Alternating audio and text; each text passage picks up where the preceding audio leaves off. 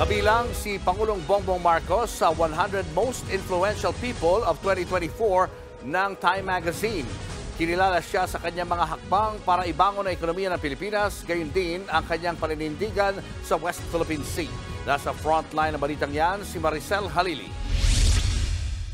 Ito ang pinakabagong issue ng Time Magazine. Tampok sa edisyong ito si Pangulong Bongbong Marcos na kinilala ng Time bilang isa sa kanilang 100 Most Influential People of 2024.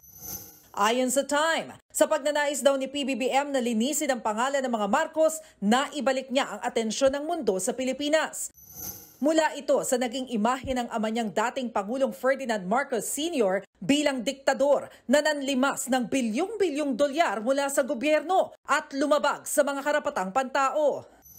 Sabi pa ng Time, tumindig din ang Administrasyong Marcos laban sa pambubuli ng China sa West Philippine Sea at muling pinalakas ang alyansa sa Amerika. Nagbigay-pugay din ang Time sa mga naging hakbang ng Pangulo para ibangon ang Pilipinas mula sa pandemya at ayusin ang ekonomiya ng bansa.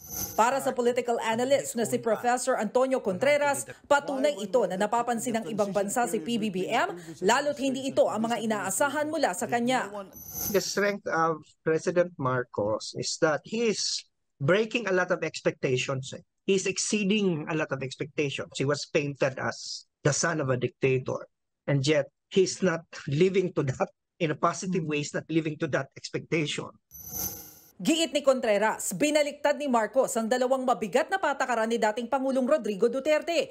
Una rito ang pakikitungo sa China sa usapin ng West Philippine Sea. He was painted as, iyakin, weak. But look at him now. He's the one who's standing up to China. He's able to cobble partnerships, alliances, not only with the United States, but with Japan. Naiba rin daw ang trato ng administrasyon sa giyera kontra droga. Para sa palasyo, ipinapakita ng pagkakasama ni Pangulong Marcos sa listahan ng Time na prioridad ng kanyang administrasyon ang interes ng bayan at kapakanan ng mga Pinoy. Matatandaang napabilang din sa listahan ng mga dating Pangulong sina Rodrigo Duterte noong 2017 at Noynoy Aquino noong 2013. Nagbabalita mula sa Frontline, Maricel Halili, News 5. Mga kapatid, Lucy Cruz Valdez po, maging maalam at may pakialam sa mga napapanahong balita sa bansa. Tumutok at mag-subscribe sa News 5 social media pages.